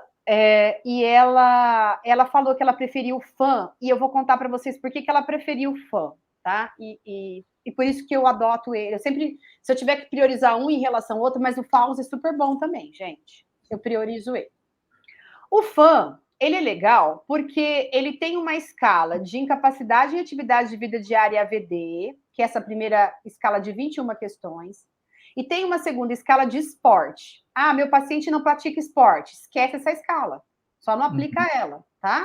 Mas se o seu paciente é um esportista, recreacional ou profissional, bora aplicar a FAN Esporte, que são 8 questões, tá? E aí, o que a FAN tem? Além do score dessas duas escalas, você pode aplicar uma pergunta global, de percepção global de funcionalidade de 0 a 100. Então, de forma geral, como você me diz, né? Como você classificaria a sua funcionalidade 0 a 100, tá? Isso para atividade de vida diária e também para os esportes, né? Como que você classificaria a sua funcionalidade para os esportes? E também tem uma outra escala, que é uma escalinha que também é nível funcional atual geral, que são descritores verbais, tipo de normal até extremamente anormal, tá? Então tem essas. E a Carol gosta desse questionário exatamente por conta disso, porque ela meio que tenta contrapor a percepção global de funcionalidade do indivíduo, de percepção de que é funcional em relação às questões, sabe? E ela diz que é uma maneira legal de acompanhar os pacientes que têm problemas de tornozelo e pé, tá? Quais são as opções? Ah, eu pergunto na última semana, isso é legal do questionário FAN, e os níveis de dificuldade são, né? Quanto mais fácil for realizar a tarefa, 0, quanto mais difícil, 4. Então, o score é o score da lógica mais comum dos questionários. Quanto maior o score, pior a incapacidade ou impacto, tá? Então, pelo menos isso, né? E aí tem os 2 domínios. Também aplico pré e pós-tratamento. Para pacientes que tenham condições de pé e tornozelo, o nome já diz, né? Ankle e foot. É uma escala multidimensional, não use score total. Essa escala foi pensada do jeito certo, graças a Deus, Senhor. Só considera os domínios separadinhos, porque não faz sentido nenhum, gente, você aplicar essa escala inteira e usar score total num paciente que não faz esporte. Certo, pessoas? E aí, o score do domínio limitação funcional varia de 0 a 84 pontos e domínio esporte 0 a 32, e eu tenho que fazer uma correção, tá, gente? Eu divido por 84 o domínio função, multiplico por 100 para a escala ficar de 0 a 100, e o domínio esportes, soma a pontuação total do paciente, divido por 32, que é a pontuação máxima, multiplico por 100 para ficar de 0 a 100. Mínima mudança importante, ó, FAN função 8 pontos, e o FAN esporte, 35 pontos. Gente, eu não sei porque aconteceu isso, tá vendo? Ó, considerando a pontuação de 0 a 100, tá, gente? Por que o FAN esporte precisa variar tanto pré e pós-tratamento? A pessoa tem que diminuir 35 pontos pré-pós-tratamento para você considerar essa mudança clinicamente relevante. Eu acho que é porque o nível de desempenho do atleta, do cara que pratica esporte, é mais elevado, e talvez isso afetou a mínima mudança importante, mas não sei dizer, tá, gente? Trouxe o caso da Judite. Judite tem 44 anos, é corredora. Não vou dizer para vocês se ela é profissional ou amadora, tá? Vai ficar... E ela convive com uma tendinopatia insercional de Aquiles há 2 meses. Olha só, tem questionários específicos para tendinopatia, que é o VISA-A. Mas você pode aplicar a FUFAN também para pacientes com tendinopatia. Vamos ver como é que foi o desempenho dela? Olha só, ela respondeu esses scores, tá? Então, ela teve uma pontuação de 47 de 84 pontos da escala de limitação funcional, 56% de limitação funcional. Quais as pontuações, quais as questões que tiveram maior pontuação? Olha que interessante, ó, subir e descer morro, subir escada, descer escada, ficar na ponta do pé, olha. Quem está trabalhando aí quando a gente está na pontinha do pé, hein, gente? Tríceps psoral. Trabalhar pesados, que envolve subir e descer, então, com peso na mão, subir e descer, né, escadas. E atividades recreacionais. E aqui a gente já pergunta, que atividades recreacionais, né? Eu já estou entendendo que ela entende que provavelmente ela é uma corredora amadora, tá? Bom, então, o que a gente observa, Lê? Se você quiser fazer algum comentário. Basicamente, ó, são atividades que envolvem ou movimento concêntrico ou movimento excêntrico de tornozelo, né? Então, o tendão em tensão, seja em contração excêntrica, seja em contração concêntrica, né? E ela está numa fase aguda, né, Lê? 2 meses aí, né? Provavelmente, ainda mais na tendinopatia insercional, tá inflamado, né? Sim. Então, realmente está compatível com o quadro dela, tá? Mas já vai dando pistas importantes de como você tem que trabalhar com essa paciente, né? O que não é legal do fã, né? Que aí talvez o Visa cobriria melhor, é que ele não pergunta sobre dor. Entende? É o quanto é difícil fazer tarefas. Então, nesse caso, Lê, é importante ficar na ponta do pé causa dor, você fazer uma complementação. Por que ficar na ponta do pé é incapaz de realizar? Porque dói, é isso? Então, é importante a gente questionar, tá?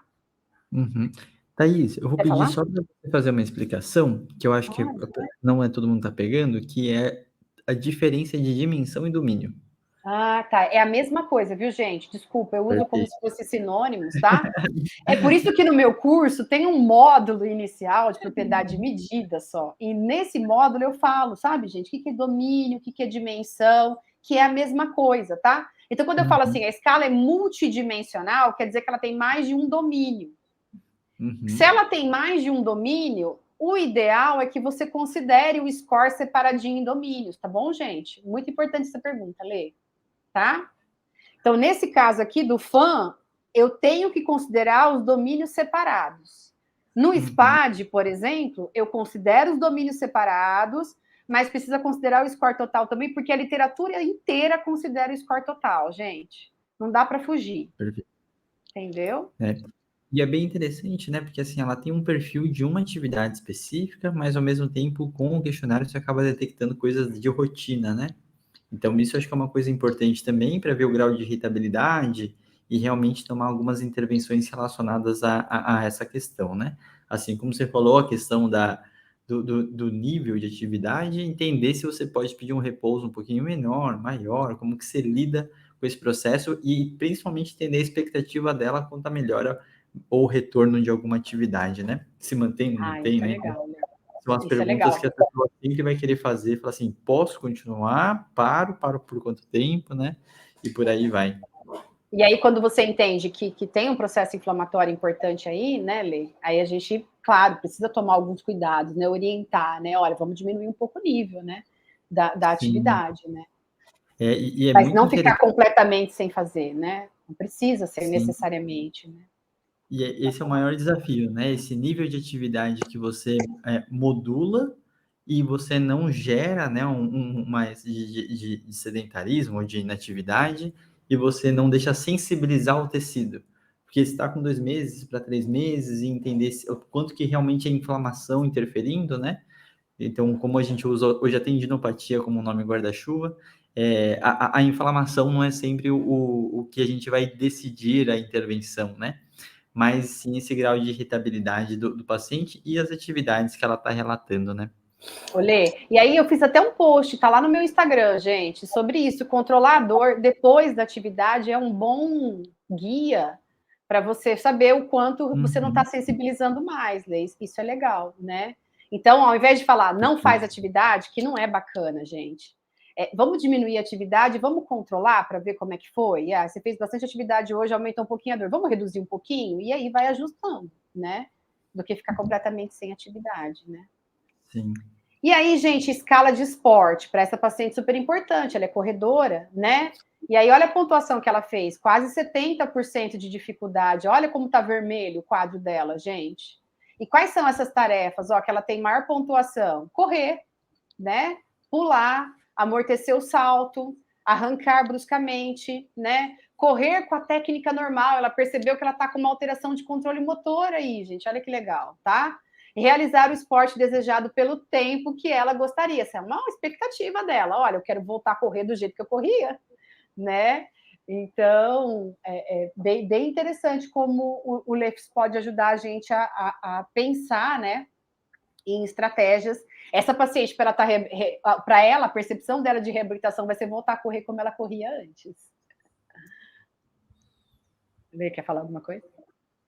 Não, acho que é uma questão importante, né? Porque até correr com a técnica normal é uma entidade, né? O que é ser normal, né? O que essa técnica na percepção dela, né? Exatamente. Ela sente que ela não está correndo do mesmo jeito, né? Tipo assim, olha, tá diferente. Eu tenho que me ajustar por conta da dor. Eu ainda estou correndo, mas eu tenho que me ajustar por conta da dor, né? Total. Mas eu acho que o mais interessante pensar, né? Toda vez que lista atividades e tarefas que o paciente tem dificuldade, é fazer o que eu gosto de chamar de plausibilidade mecânica, né? Se são as atividades mais intensas, elas têm maior repercussão, mecanicamente falando, ou não necessariamente, né? Porque às vezes, né, é um grande ponto de chave para você iniciar um processo de educação. Fala assim, ó, tá entendendo que às vezes a atividade que essa é mais forte, você não necessariamente tem mais dor? E aí tentar entender isso é uma coisa super interessante, super bacana, que começa a trazer uma reflexão e facilitar algumas desconstruções relacionadas à patanatomia, à questão biomédica, né? Muito legal, Lê, verdade mesmo. Aí, gente, vamos para o penúltimo? Tá acabando, gente. Vamos ver. Ó, tô no prazo certo, hein? Olha, que milagre, a Thaís usando o tempo certo. O CFPDI, agora tô da minha praia. O CFPDI é um instrumento que eu gosto muito dele para DTM. Ele é um instrumento para disfunção temporomandibular, tá? Porque ele considera as comorbidades na disfunção temporomandibular. E vocês vão ver como faz diferença olhar para as comorbidades, pessoas, né? E considerar e controlar as comorbidades. Então, ele tem 3 domínios ou dimensões. Obrigado por quem perguntou, viu, gente? Eu vou falando assim, eu tenho esse hábito, tá? Eu tenho palavras que eu vou usando como se todo mundo já conhecesse, fosse super amigo dela. Não é bem assim.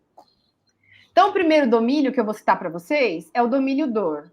Quais são as questões do domínio dor, gente? Q1, Q13, Q5, Q7, Q10, Q19 e Q20. Então, é o quanto a dor impacta nas atividades, tá? Máximo de pontuação, 21 pontos. O segundo domínio é o de comorbidades. Aí pergunta sobre travamento na articulação, pergunta sobre dor no pescoço, dor de cabeça, dor de ouvido. São 4 questões. Limitação funcional e psicossocial tem, não me lembro o número de questões, mas é a Q2, Q4, Q6, Q8, Q11, Q12 até Q15 e Q21, tá? O score máximo, 30 pontos. Eu recomendo usar o score dos domínios, mas usar o score total, porque a literatura também... A gente vai tá encaminhando para a publicação um paper em que a gente viu que o score máximo, o score total, né? Desculpa, ele tem um valor de MIC que é adequado. E o valor dos scores separados, dos domínios, nem sempre te dá um valor de mínima mudança importante adequado. Então, faz os 2 cálculos, gente. A gente vai ver por que é importante fazer o cálculo dos domínios também. Também aplico ele pré e pós-tratamento. Ele é para avaliar impacto, ele avalia várias coisas aí, né, gente, em domínios, né? Então, não é só a incapacidade, apesar de estar escrito aqui disability, mas tem o pain também, né? Mas ele também é psicossocial, então ele avalia várias coisas. Tem 3 domínios, eu vou calcular. Como é que eu calculo? Gente, é somatório simples das pontuações. Não precisa dividir pelo score total, multiplicar por 100. Eu dividi pelo score total só para a gente entender, fazer o raciocínio aqui na live, na Masterclass, mas o recomendado é só a pontuação do questionário mesmo, simples, só soma. Quanto maior o score, maior o impacto funcional, psicossocial, da dor e das comorbidades. E a mínima mudança importante é para o score total aqui, 8 pontos. Não está publicada ainda, gente. Também caminhando para a publicação agora, tá? Essa é a Célia. Lembra dela, da dor cervical? Olha, ela tem DTM também. Que coisa!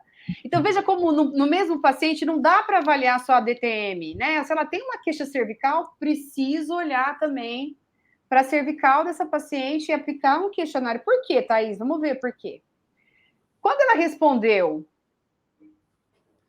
o domínio de limitação funcional psicossocial, a pontuação dela foi 23, gente. Então, 77%. Não precisa fazer essa divisão aqui, tá bom, gente? É só dividir para a gente entender que fica mais fácil. 77% de impacto em termos funcional e psicossocial. Depois, para o domínio dor, o quanto a dor está impactando, né? Ó, pontuação 15 de 21, 71%. E o domínio comorbidade, gente? Aí ela arrasou, né? Pontuação quase máxima, né? Em todas as opções de resposta. Só lembrando, esqueci de falar, gente. As opções de resposta variam, de 0 até 3. Então, 3 é a pontuação máxima.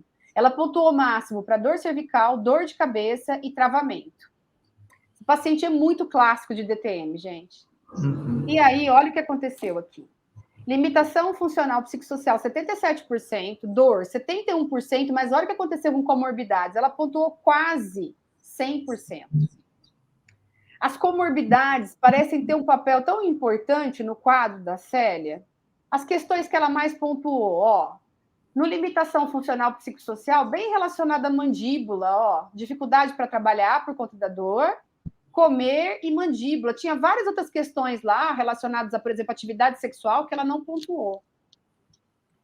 Domínio dor, é dor para mastigar e dor no rosto que incomoda ela.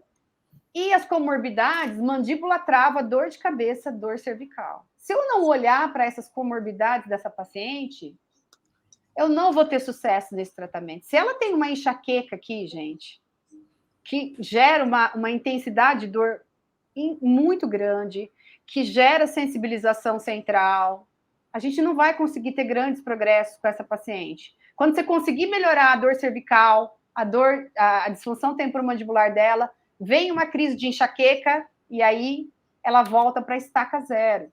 Então, um acompanhamento aqui multiprofissional, gente, super importante nessa paciente, né? Mas também tem coisas importantes para a gente levar em consideração aqui, né? Ela tem ruído, graças a Deus, ainda se movimentar, o que não é ruim, né? Tentar entender se ela entende que tem crenças, né, relacionadas a esse ruído que podem estar prejudicando aí a movimentação, fazendo com que ela restrinja o movimento. Ela tem cansaço, por que será que ela tem cansaço na hora de comer, né? Dor ao mastigar, ela refere de novo, né? Então, provavelmente ela tem cansaço, mas ela tem dor também, né? O que mais, Lê? E é isso, que eu queria falar mesmo, é o peso das comorbidades aqui. Pode falar. Não, na real, a questão a DTM, ela tem aquela coisa que direciona tudo para a gente, antigamente, olhar exclusivamente mecânica, né? Só que, assim, se olhar um questionário desse, você vê que ele já expande. Então, assim, não tem como você ficar exclusivamente olhando nisso, né? Então, eu acho que para quem estuda a área, né? Eu não sou um grande estudioso, mas já colaborei com algumas pesquisas, você vê que sempre vai indo para dor nociplástica, né? É mais um comentário clínico do entendimento de DTM, né? Até porque não tem, tudo que tem de DTM aqui eu jogo para Yasmin ou para Maitê. Entendi. Não, mas esse questionário está dando pistas de que o movimento é algo importante, esse cansaço na mandíbula. Claro, a gente tem que explorar estratégias de movimento, né? Essa dor no rosto, dá para usar uma terapia manual no começo? Dá, gente, mas assim, a gente não pode ficar só focado nisso, né? Porque tem outras condições aí associadas que a gente tem que dar uma olhada, né? E a última, gente, escala específica funcional do paciente. Adoro essa escala. Essa escala é coadjuvante para quase todos. Os alunos até já sabem. Ela vem, ela fala da escala funcional específica do paciente. Eu recomendo mesmo. Por quê, pessoal? Porque é uma escala que não está pronta. A gente constrói ela junto com o paciente. Isso é muito legal. Além disso, ela, de novo, não tem a palavra incapacidade, não tem disability, é functional, é funcional. Como é que o paciente eu não sei se você já passou por isso, Lê, mas é assim, você vai aplicando os questionários, é tudo assim, o quão difícil é, pior o score, né? Aí chega na escala funcional, você tem que pedir para o paciente pensar diferente. Então, agora você vai me dizer, de 0 a 10, o quanto você consegue fazer. Então, agora você vai pensar o contrário. Então, tem paciente que buga, né? Ele fala assim, buguei. Não sei como responder. Mas é só pensar o contrário. O quanto o senhor consegue fazer, o quanto a senhora consegue fazer. Uhum. E é muito legal também, porque, ao mesmo tempo, faz o paciente sair da perspectiva do que eu não consigo e abrir, né, o horizonte. Vamos pensar agora no que eu consigo fazer? Isso é muito legal, gente. Uhum. Então, isso é a primeira coisa do questionário que eu gosto, olhar para o que ele consegue fazer. Então, de novo, ele é que nem o LEFES. Quanto maior o score, maior a funcionalidade, tá bom? E aí você vai convidar ele a escolher de 1 até 5 atividades que ele entenda que são atividades significativas e que ele entenda que estão prejudicadas ou que ele está com dificuldade de realizar por conta do problema dele, tá bom? Então, é um instrumento para aplicar pré e pós-tratamento. É uma ferramenta genérica, você pode aplicar para qualquer condição. Inclusive, tem valores de MIC nesse paper aqui, ó, para 4 regiões, para dor no ombro, dor cervical, dor lombar e dor no joelho, tá? Avalia funcionalidade, percepção de funcionalidade. O score vai de 0 a 10. E aí, gente, o que eu vejo todo mundo errando nessa escala. Como obter um score, gente? É média. É média. O que você tem que fazer? Você vai pegar o valor que o paciente marcou. Vamos supor que ele identificou 3 atividades. Você vai dividir por que valor, gente? Por 3. E aí o valor vai ficar sempre no 0 a 10, tá? Máximo 10 pontos, mínimo 0, tá bom? Não é para fazer somatório simples, tá, gente? E nem dividir pelo score máximo do questionário. Quanto maior o score, melhor a funcionalidade. E a pontuação de mínima mudança importante? Gente, eu considero 3 pontos para todo mundo, tá? Porque isso aqui é um valor que foi obtido para as várias condições, cervical, ombro. Então, 3% de 3 pontos de mudança é o mínimo para eu considerar como mudança clinicamente relevante quando eu penso de forma genérica, tá? Se você quiser usar um valor específico para dor cervical, tem na literatura, gente. Bora lá procurar o que vocês acham, tá? Uhum. Seu Jair tem dor lombar crônica. Seu Jair respondeu o Ous West também, lembra, gente?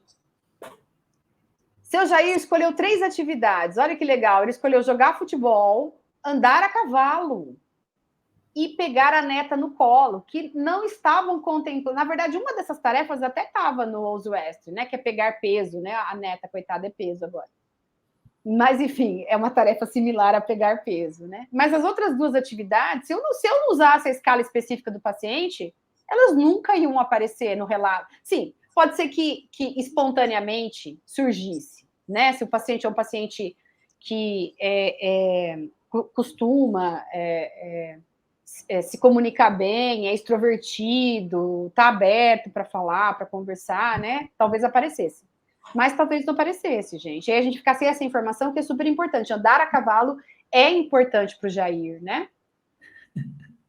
Adoro. E você ri, né, Lê? Mas isso é comum, né? O cara chega para você e fala assim, eu quero voltar a fazer isso. Aí você fala, ai, meu Deus do céu. É uma atividade tão específica, né? Que a Melissa comentou aqui, seu Jair tá tudo lascado, coitado. Coitado mesmo, né? Seu Jair tá todo lascado. Tem paciente meu que chega e fala assim, tem dor lombar, e fala assim, eu quero voltar a dançar. Eu dançava antes, agora eu não consigo mais dançar, né? Então, enfim, é interessante usar a escala específica do paciente, porque, inclusive, você pode tentar investigar se o paciente não realiza atividade porque tem dificuldade, ou se são crenças que estão impedindo esse paciente de voltar a realizar essa atividade, né? Eu já tive pacientes que falam para mim, eu parei de jogar futebol porque o médico disse para mim que o meu joelho já estava estragado, se eu continuar jogando futebol, é aí que eu não ia mais ter joelho mesmo. E aí ele parou de jogar futebol. Uhum. E aí, como é que você, né, vai tentar lidar com esse relato do paciente, né, gente? Eu parei de jogar futebol, que era algo que eu adorava, porque o meu médico disse que eu só ia piorar mais ainda o meu joelho, né? Qual é a pontuação do Jair, gente? Ó, 4 mais 2 mais 3, que é a pontuação, dividido por 3. Vai dar quanto? 3. Então, o que isso significa? 30% de funcionalidade ou 3 de 10 de funcionalidade. Ele é bem pouco funcional, gente. Tem bastante coisa para recuperar, tá? Vamos ver como é que foi o comparativo, Jair, ODI versus escala específica do paciente? Ó, pegar a neta no colo, levantar objetos, são atividades que envolvem, né, a mesma ideia mecânica aí. O ODI questionou sobre ficar em pé, vida sexual, vida social, que é legal. A escala específica trouxe a questão do futebol e do andar a cavalo. Né? Então, veja aí, tem tarefa. Os dois questionários acabaram se complementando, né, gente? A gente tem informações relevantes do ODI, mas tem informações específicas, por isso que chama escala funcional específica do paciente. Cada paciente tem uma escalinha diferente. Né? Então, é o peso do contexto aí, né, gente? Por que será que o seu Jair está com dificuldade de andar a cavalo, né?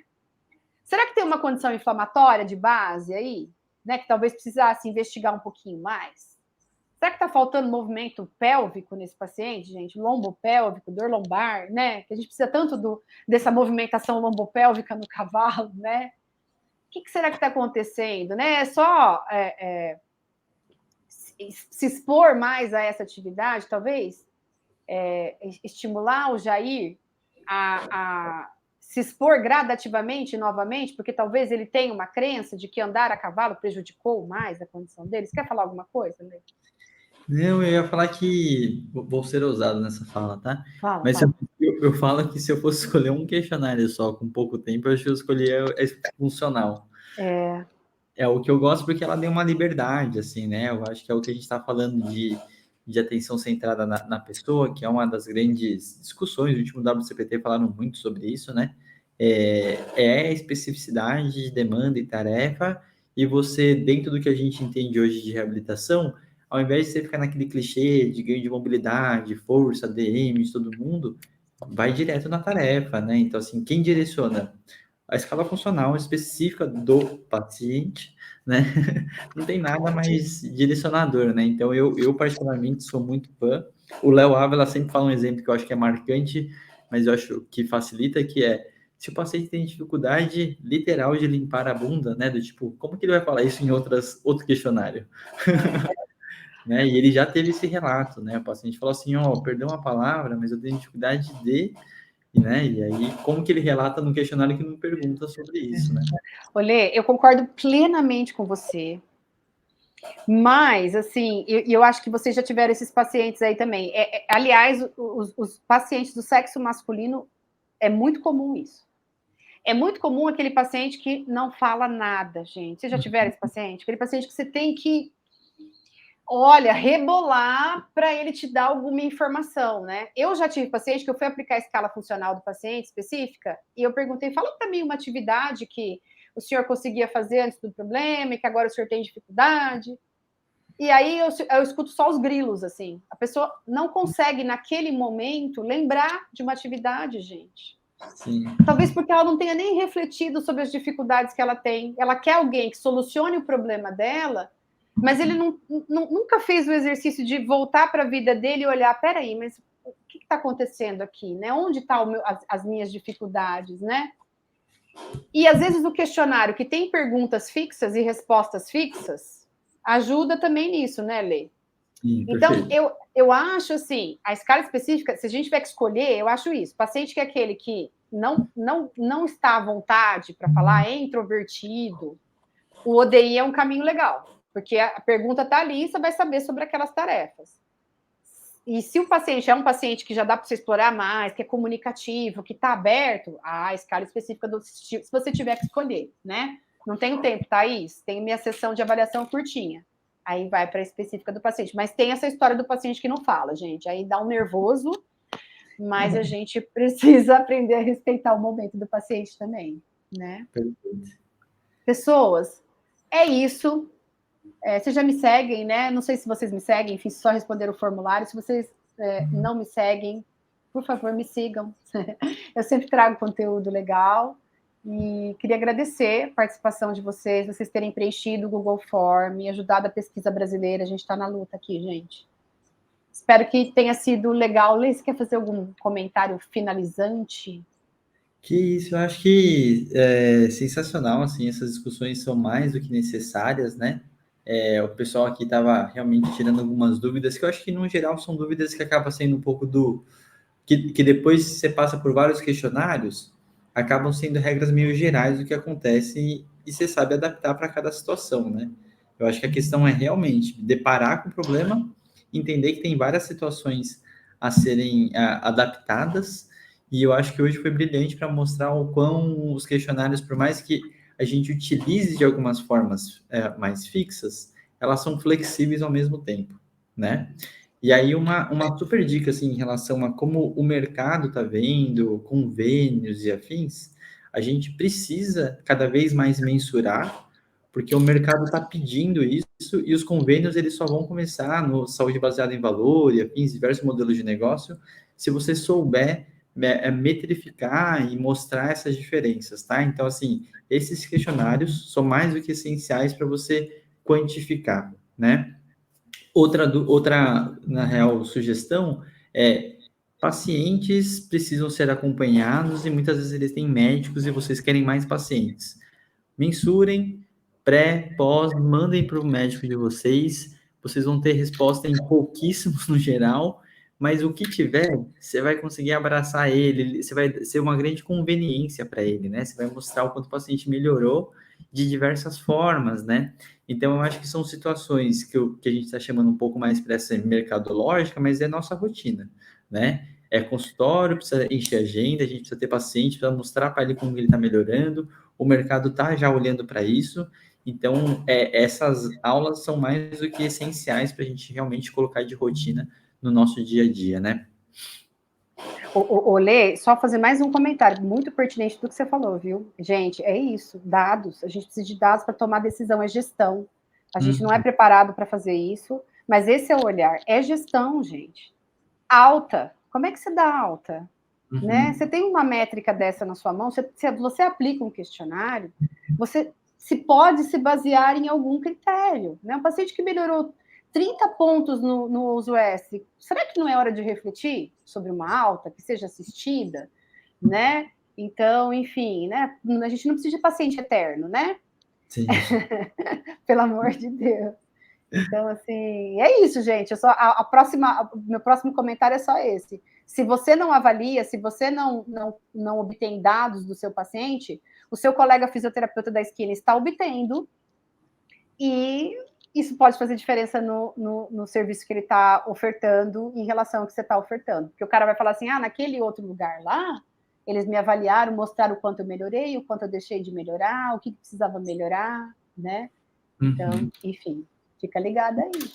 E você falou uma coisa interessante, né? Que é uma coisa fácil das pessoas verem. Eu não sei se é nacional ou São Paulo, um pouco mais, tá, Thaís? Mas o Doutor Consulta, por exemplo, ele veio nesse intermédio entre convênio, né? E plano de saúde. Então, assim, uma coisa um pouco mais acessível, vamos dizer, e da forma particular. Mas o grande case do Doutor Consulta é que eles ficaram esse tempo todo acumulando dados, e aí o próximo passo é realmente lidar com esses dados de uma forma interessante, fatores prognósticos, entender qual paciente. Eu acho que é a evolução até dos questionários, né? O que fazer com esses dados, e se a gente não sabe nem interpretar eles, a gente não sabe nem utilizar para frente, né? Então, assim, a inteligência artificial está aí para isso, né? A programação está aí, inteligência. Então, assim, são muitas coisas que é o caminho do como utilizar isso daí, né? Então, isso é uma das coisas essenciais aí do futuro da fisioterapia mesmo, né? Olhei, você tem toda a razão, gente. Eu me perdia falando de propriedade de medidas, questionar, mas o importante mesmo é que vocês saibam usar, que vocês sabem interpretar o básico. É isso que vocês precisam saber. Propriedade de medida é importante? É, gente, mas antes saber usar, né? Que é média na escala específica funcional do paciente, que o score do LEFS é invertido. É isso que vocês têm que saber primeiro, depois propriedade de medida. Se der, um dia. Gente, estão perguntando aqui, Lê, se vai ficar a aula gravada. Para vocês que responderam o formulário Google, a gente vai colocar um link lá no grupo do WhatsApp, tá, gente? Para vocês assistirem, quem perdeu, quem a internet ficou ruim, tá bom? Sim. Tudo bem, pessoas? Acho que é isso, né? Só vou xingar a Clara que me deixou na mão com a internet. Tive que usar meu celular, mas. Quem é Clara? A Clara é a esposa? Não, a operadora. Ah, operador, a Claro, entendi a Clara. Eu falei, ai, meu Deus do céu. Ah, claro. Leandro casou e nem chamou pro casamento dele. Gente, só agradecer aqui, ó. O pessoal tá agradecendo. Gabriel, Cláudia, Mel, Obrigada, gente. Rafa, Larissa. Muito bom, gente. Use os questionários. Quem quiser o questionário na íntegra, está lá no formulário que vocês responderam lá no Google Form. Tem todos lá. Ó, eu particularmente fico à disposição para vocês que utilizarem algum questionário, né, e quiserem alguma ajuda para interpretar, tomar decisão, Thaís com certeza a mesma coisa. Então, acho que A Geórgia também. Eu acho que é uma parte importantíssima, porque realmente para a gente é muito rico, né? Essa troca de casos, como vocês estão utilizando, e principalmente para vocês que não são de São Paulo ou grandes centros, eu sei que tem muita particularidade de serviço. Então, eu gosto de conversar muito sobre implementação também. Então, assim, como que eu faço isso dentro de um SUS, de algum lugar um pouco diferente do que a gente está acostumado, né? Então, por favor, fiquem à vontade para consultar a gente, para a gente colocar. Tem um monte de gente aparecendo agora, Thaís, agradecendo. Até o Renato, a Priscila. O pessoal acaba entrando em horários que às vezes, né? Não, eles estavam quietinhos, só assistindo. Aí agora eles estão aqui dando. Mas muito bom, muito bom. É isso daí. Temos uma aula finalizada. Obrigada, gente. Adorei ter vocês aqui, viu? Lê, Gente, muito boa obrigada, noite. viu, pela sua contribuição, viu, Lê? Obrigada, Isso, eu que Geórgia, por agradeço. criar toda a estrutura, e obrigado a todos vocês que acompanharam a gente, tá bom, gente? E que vão assistir também depois, tá bom? A gente vai continuar deixando disponível para quem preencher o formulário Google. Perfeito. Tchau. Tchau, pessoal. Boa noite. Boa noite. Obrigado.